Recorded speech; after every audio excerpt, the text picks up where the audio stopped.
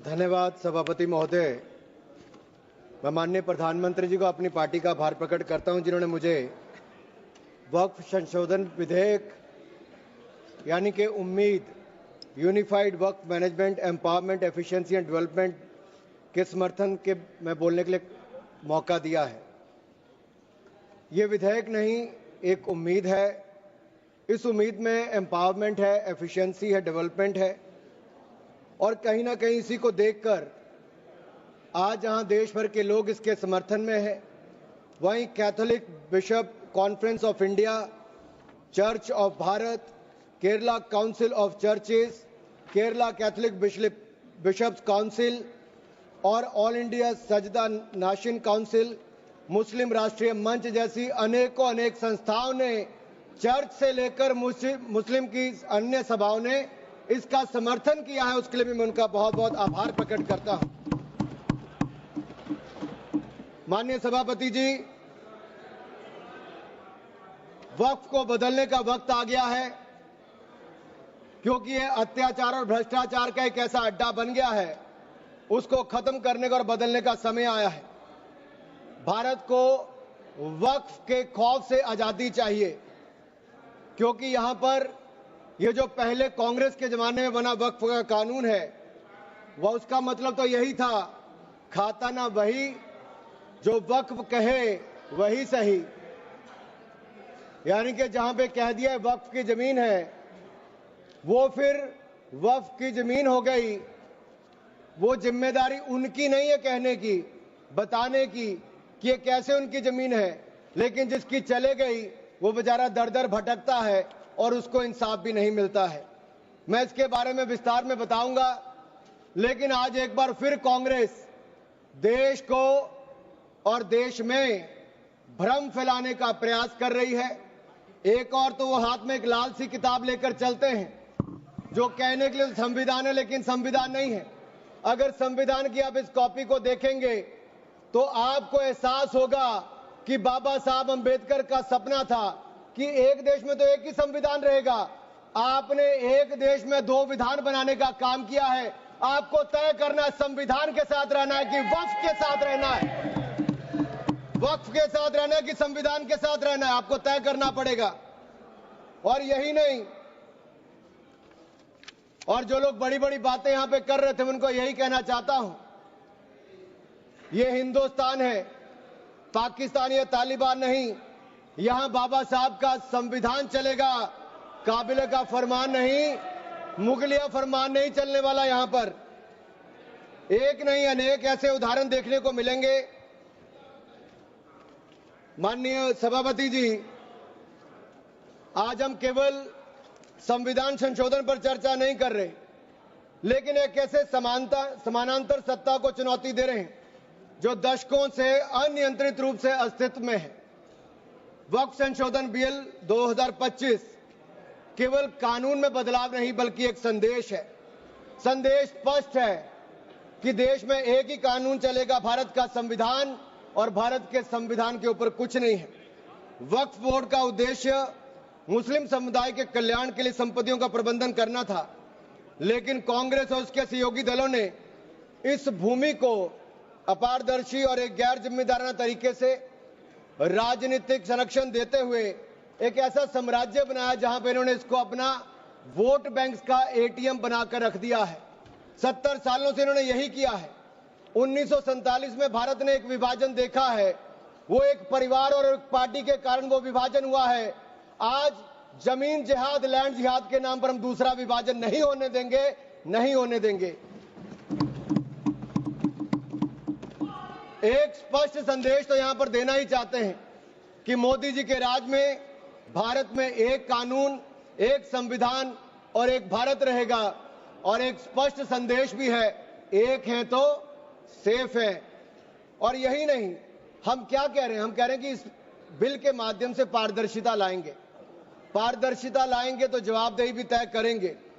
लेकिन ये लोग जिनके लिए वोट बैंक का एटीएम है, जिनके अपने नेता भ्रष्टाचार के कई मामलों में फंसे हुए हैं, जिनके राज्यों में हजारों करोड़ रुपए के घोटाले हुए, जिनका उल्लेख मैं आगे करने वाला हूं, उस पर भी मैं आपके सामने प्रकाश डालूंगा एक के बाद दूसरी।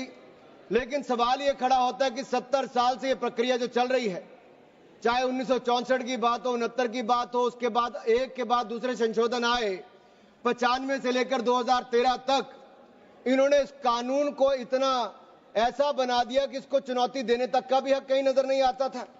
ना कोई ऑडिट, ना कोई निरीक्षण, बस भूमि अधिग्रहण की बात, शहर दर शहर, गली दर गली, इस पर एक तरह से कब्जे के बाद दूसरा कब्जा करने का काम किया गया।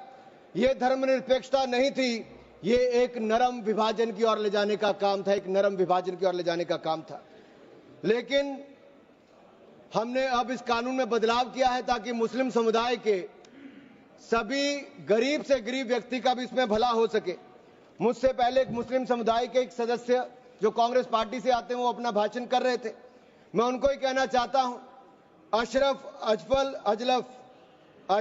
अजलफ और अर्जल, क्या इनमें भी कोई अंतर है? और राहुल गांधी जी से पूछना चाहता हूं, और अखिलेश जी यहां पर पहले ज्ञान बांट रहे थे थोड़ा सा, क्या मुस्लिम समुदाय में भी जातियां हैं? क्या भेदभाव है? क्या छुआछूत है? लाल टोपी वालों का मैं बताऊंगा भी 2017 में जब आपकी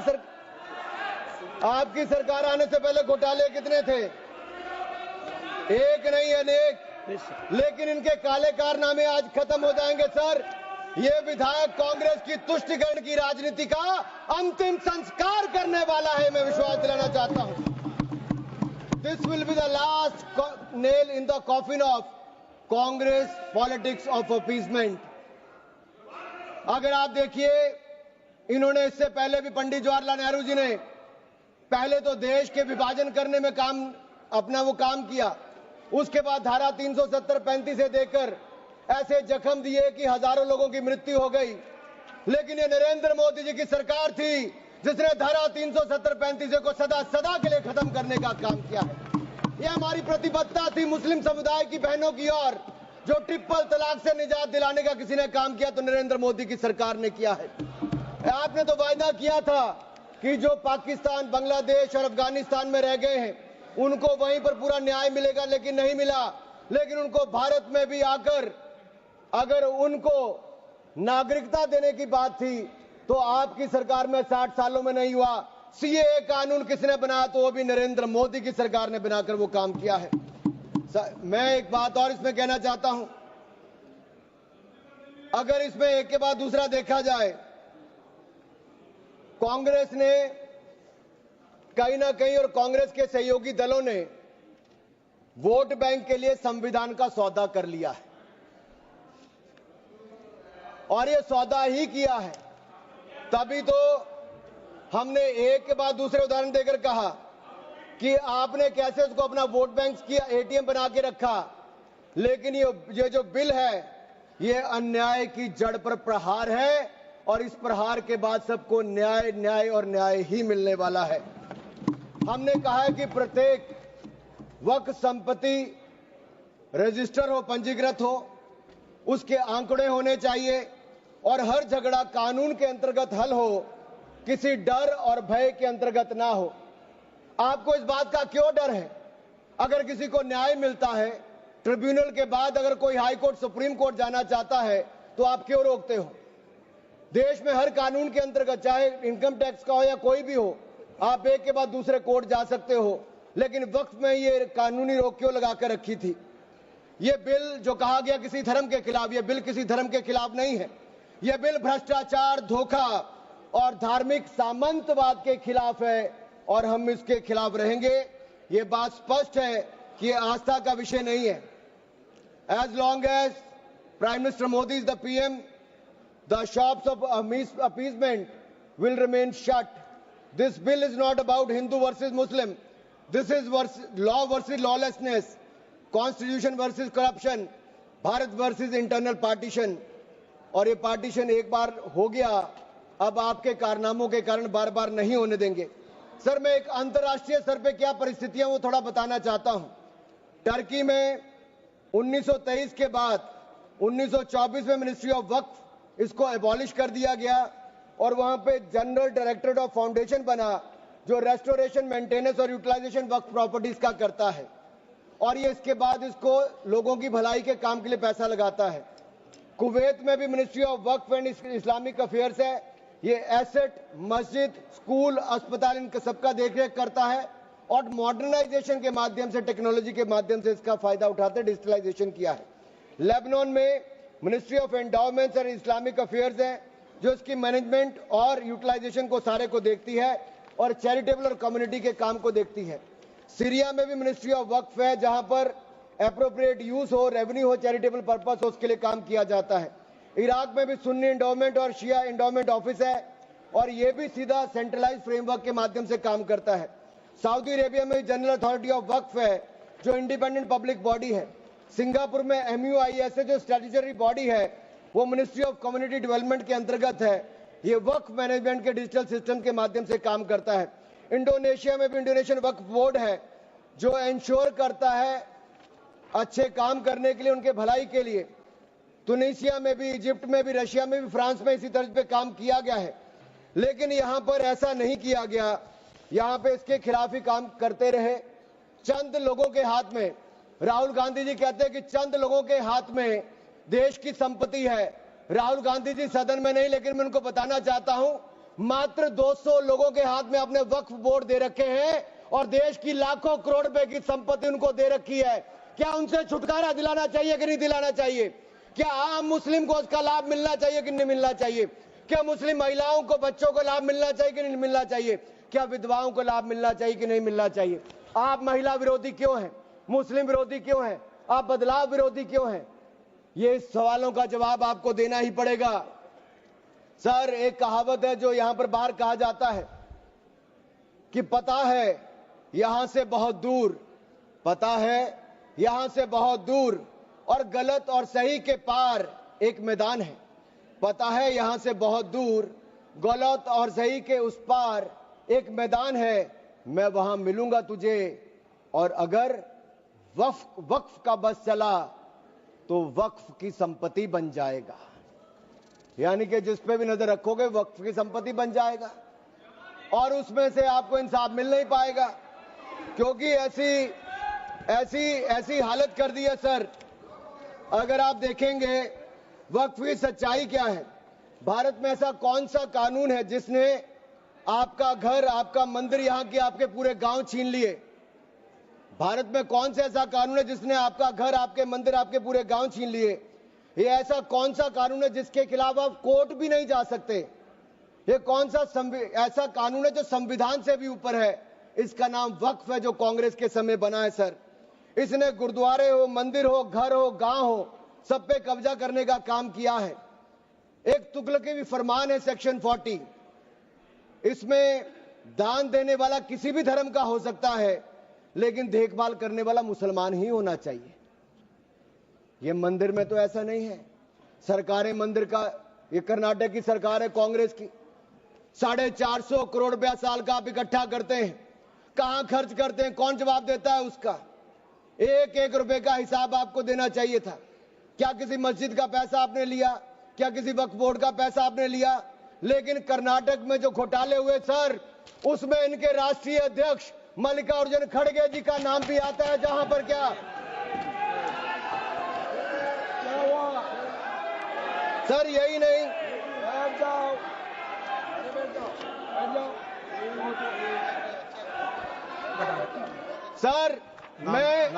सर मैं इसको माननीय नहीं सर, मैं सबूत के रूप में सर मैं लाया हूं सब कुछ। आखिरकार कांग्रेस ने अपनी जातिवादी सोच को सामने ले ही आए। ये कभी जाति के नाम पे, कभी क्षेत्र के नाम पे, कभी धर्म के नाम पर बांटने का काम करते हैं। मैंने किसी जात का नाम नहीं लिया था, लेकिन आप जाति को लेकर आए हो। और यही नहीं सर, ये रिपोर्ट देखिए, ये विधानसभा, कर्नाटक की विधानसभा में कांग्रेस के एक नहीं अनेक नेताओं के नाम आए जिन्होंने वक्फ की प्रॉपर्टी को खाने का काम किया है, हजारों करोड़ के घोटाले करने का काम किया है। इसीलिए आप लोग पारदर्शिता नहीं चाहते, इसीलिए आप लोग ट्रांसपेरेंसी नहीं चाहते, इसीलिए आप लोग जवाबदेही नहीं चाहते। सर, मैं इसको ऑथेंटिकेट करके रिपोर्ट को रखना चाहता हूं। सर, यही नहीं, ये तुगलकी फरमान जो थे, मैं कर देता हूं सर, अगर किसी की संपत्ति जिसके ऊपर उन्होंने कब्जा कर लिया हो, सर इसको साबित करने से उनको वक्फ हो साबित नहीं करना सर। ये जिसकी प्रॉपर्टी है बेचारा उसको धक्के खाने पड़ते एक से जगह दूसरी जगह के लिए। सर ये आम व्यक्ति के लिए एक अभिशाप है। अगर सरकारी जमीन छीनी जा सकती है, गांव के गांव छीने जा सकते, तो आप कल्पना कीजिए आम इंसान की प्रॉपर्टी को कैसे किया जाएगा। सर नो ऑब्जेक्शन सर्टिफिकेट लेके जाना पड़ता है। सर वक्फ का साम्राज्य इतना बड़ा हो गया कि 9 लाख एकड़ जमीन जो लाखों करोड़ की है। सच्चर कमेटी कब बनी? आपकी सरकार के समय बनी। 2006 में उसकी रिपोर्ट आई। आप क्यों हाथ पे हाथ धर के बैठे रहे?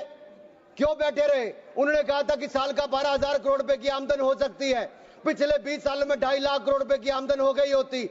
आमदन होती तो मुस्लिम महिलाओं का, बच्चों का और मुस्लिम समुदाय का भला हुआ होता। लेकिन कांग्रेस पार्टी ने भला कभी चाह ही नहीं मुस्लिम समुदाय का, केवल वोट की राजनीति करके रखा। सर ये कितनी है? मॉरिशस जैसे 2 देश उसके बराबर वक्फ बोर्ड की जमीन है।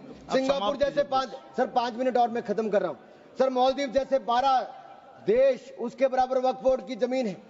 सर लालू प्रसाद यादव जी जो सदन के सदस्य नहीं लेकिन आपकी सरकार में मंत्री थे, तब उन्होंने कहा था पटना की डाक बंगले की जमीन भी वक्फ बोर्ड खा गया, सरकारी गैर सरकारी जमीनें वक्फ बोर्ड खा गया। ये किसी और ने नहीं, लालू प्रसाद यादव जी ने कहा था। आप उस पर क्या कहना चाहते हो?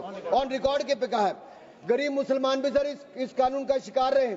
सर राजस्थान में रामगंज में वक्फ बोर्ड द्वारा मुसलमानों की जमीनें खाली करा दी, मुस्लिम महिला मर गई।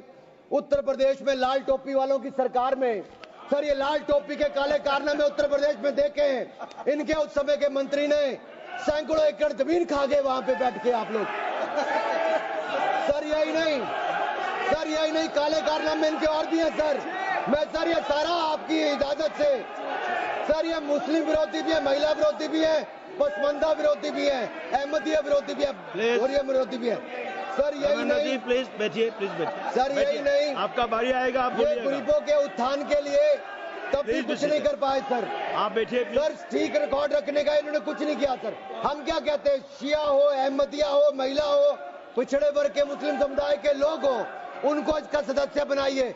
आप क्यों उसको इसका सदस्य नहीं बनाना चाहते? आप मुस्लिम समुदाय में भी जातिवाद करते हो, उनके भी पिछड़े मुसलमानों को नहीं रखना चाहते। सर यही नहीं, sir Waqf is a state with in state, ये मुसलमानों का हक मारने का काम किया गया सर। यही नहीं सर, मैं आपको बताना चाहता हूं, जीरो अकाउंटेबिलिटी है वक्फ बोर्ड की, जीरो अकाउंटेबिलिटी। कैसा क्यों है सर? सर मनमोहन सिंह जी ने कहा था, कह सकता हूं, वेणु जी के नहीं कह सकता, कह देता हूं, पूर्व प्रधानमंत्री ने कहा था, आप सोच लेना किसने कहा था। पूर्व प्रधानमंत्री ने कहा था Muslim must have first claim on our resources. एक सदा हिंदू विरोधी रहे हैं, ये केवल मुसलमानों के पक्ष में किया, लेकिन आपने मुसलमानों के लिए कुछ नहीं किया। अगर मुसलमानों को पक्के मकान, पीने का पानी, अच्छी शिक्षा, भोजन, ये सब किसी ने दिया है तो नरेंद्र मोदी जी की सरकार ने दिया है। धन्यवाद। यही नहीं सर 3 मिनट में और सर खत्म कर रहा हूँ। 1 मिनट में खत्म कीजिए। सर 1 मिनट में हो नहीं पाएगा सर ये देखिए सर, मैं रिपोर्ट लाया हूं सर, कहां से कहां तक इन्होंने राज्य दर राज्य कैसे हिंदुस्तान की जमीनों पे कब्जा किया है। सर ये देखिए सर, आंकड़े आपको दिखाते हैं, एक राज्य नहीं सर, केरल में ये कहते तो हैं कि ये वायनाड के बेटे हैं, बेटी हैं, लेकिन वहां पे भी वक्फ का कहर जारी है सर। पापी वोट बैंक का सवाल है, आप वायनाड में भी चुप रहते हो, कुछ करते नहीं हो। और वायनाड का रहनुमा कहने वाली आज गायब है, और वहां पर भी उनकी संपत्तियों पर हो रहा है सर। इसलिए चर्च ने भी कहा सर, केरल में तो रोज ऐसे हो रहा है सर, बेलगाम हो चुका वक्फ बोर्ड, किसानों, मजदूरों, हिंदुओं की जमीनों को इविक्शन नोटिस दे रहा है सर। एर्नाकुलम में सर 404 एकड़ जमीन पर दावा ठोक दिया है, 604 पिछड़े ईसाई और हिंदू परिवारों के घर छीन लिए। त्रावणकोर में सर राज परिवार की जमीन खा गए। केरल में कांग्रेस और वामदल ने मिलकर बिल पास कर दिया। कर्नाटक में 15,000 एकड़ की कहानी में आपको बता चुका हूं। तिरुचिरापल्ली में सर इन्होंने एक गांव में 1500 साल पुराने प्राचीन मंदिर के साथ लगती जमीन सर, इस पे कब्जा करने की बात कही सर। सूरत के नगर निगम में सर मुगलों की संपत्ति बताने का काम किया सर। नगर निगम को भी सर बेट द्वारका के 2 द्वीपों पर दावा ठोक दिया है। क्या भगवान कृष्ण से पहले इस्लाम धर्म आ गया था? क्या भगवान कृष्ण से पहले इस्लाम धर्म आ गया था? सर यही नहीं, कल क्या आनंद भवन और नेशनल हेराल्ड पर आकर, मैंने अभी बार सुना था कि आनंद भवन और नेशनल हेराल्ड पर वक्फ बोर्ड अपना दावा ठोकने वाले हैं, तो दे दोगे क्या? बता दिया। और यही नहीं सर, एएसआई संरक्षित स्मारकों पर, एएसआई सुरक्षित स्मारकों पर भी सर यही नहीं सर, कर्नाटक में 53 ऐतिहासिक स्मारकों को वक्फ संपत्ति घोषित कर दिया है। मणिकाम ठाकुर सर यही नहीं सर, हम्पी सर्कल में 6 ऐसा संरक्षित उसमें सर हासिल कर लिया। सर यही नहीं सर, एएसआई के 120 प्राचीन स्थानों पर भी इन्होंने ऐसा किया है। सर ये किसान कल्याण की तो राहुल जी बात करते हैं, लेकिन कर्नाटक में इनकी सरकार में 15,000 एकड़ जमीन किसानों की छीनने का काम आपकी सरकार में आपके वक्त में किया है। सर यह किसान विरोधी है, ये महिला विरोधी है। और मैं इन सबसे कहना चाहता हूं सर, ऐसे काम नहीं चलेगा। ये कहते हैं कि पुराने कानून के तहत न्याय मिल जाएगा, सर न्याय नहीं मिलता। सर एक मिनट सर, आप देखिए वक्फ की आय जो 12,000 करोड़ रुपया साल होनी चाहिए थी, आज 1 करोड़ 30 लाख रुपया रह गई है। कौन खा रहा है पैसा वक्फ बोर्ड का? कांग्रेस के नेताओं के नाम आते हैं। सर यही नहीं, पश्चिम बंगाल में 1100 करोड़ रुपए का, तमिलनाडु में 2000 करोड़ रुपए का, महाराष्ट्र में हजारों करोड़ रुपए के घोटाले हुए। इन सब की सरकारों में कहे गए, मैं सारे सबूत लाया हूं, सारी रिपोर्ट्स लाया हूं। आपका अनुरोध करता हूं सर कि सारे के सारे ऑथेंटिकेट करके मुझे रखने का मौका दिया जाए। ये विपक्षी दल क्योंकि ये भ्रष्टाचार में जुड़े हुए हैं, हम वक्फ बोर्ड के भ्रष्टाचार को खत्म करना चाहते हैं। धन्यवाद सर। ये बस ये तेरे आखिरी लाइन है सर, ये नेशनल हेराल्ड में छपा है कि महाराष्ट्र में हजारों करोड़ रुपए का घोटाला, महाराष्ट्र में छपा नेशनल हेराल्ड में, और नेशनल हेराल्ड के घोटाले के रूप में कांग्रेस के एक नेता बेल पर है जो अपनी सेवाएं यहां पर दे रहे हैं। उसी नेशनल हेराल्ड में लिखा गया है, ये कांग्रेस पंचतंत्र का वो बंदर है जहां रोटी के बंटवारे के नाम पर ये सारी रोटियां खा जाते हैं सर। सर ये मंदिरों की जमीन संपत्ति के नाम, ये विशेष कानून इसके लिए क्यों नहीं है सर? ये वक्फ के लिए क्यों है सर? इनका विचार साफ नजर आता है सर। ये मंदिरों का सोना पिघलाकर ये तब तो ले जाते हैं, लेकिन भ्रष्टाचार के नाम पर जमीन पर कब्जा करने के लिए वक्फ बोर्ड बना देते हैं। सर हमारी सरकार वक्फ को पारदर्शी और जवाबदेह करना चाहती है। हमारे पास काफी वक्ताओं का लिस्ट है, सबको बोलने का मौका देना है। लास्ट 30 सेकंड में लास्ट 30 सेकंड सर। सर आपने कहा था कि कोई बीच में टोका टोकी नहीं करेगा, लेकिन इन्होंने तो एक ऐसा जमींदार खड़ा कर दिया है जो एक नहीं अनेक ऐसी हजारों करोड़ रुपए की संपत्तियां खा गए। और कर्नाटक के कुछ नेताओं के, कांग्रेस के नेताओं के नाम में सर ले सकता हूं, जिनका रिपोर्ट में नाम आया सर, विधानसभा में रिपोर्ट आई है सर। सिटिंग विधायक है, पूर्व विधायक, पूर्व मंत्री, राज्यसभा के प्रतिपक्ष के नेता हैं। ये वक्फ की प्रॉपर्टियों पे कब्जा करने वाले, पैसा खाने वाले हैं। और यहां तक कि एक 5 स्टार होटल का भी सुलह कराने के लिए इन्होंने कही। सर मैं इतना ही कहना चाहता हूं, ये बिल मुस्लिमों के जीवन में एक बड़ा बदलाव लाएगा। हर वर्ष हजारों करोड़ कमाने का प्रावधान करके दिखाएगा।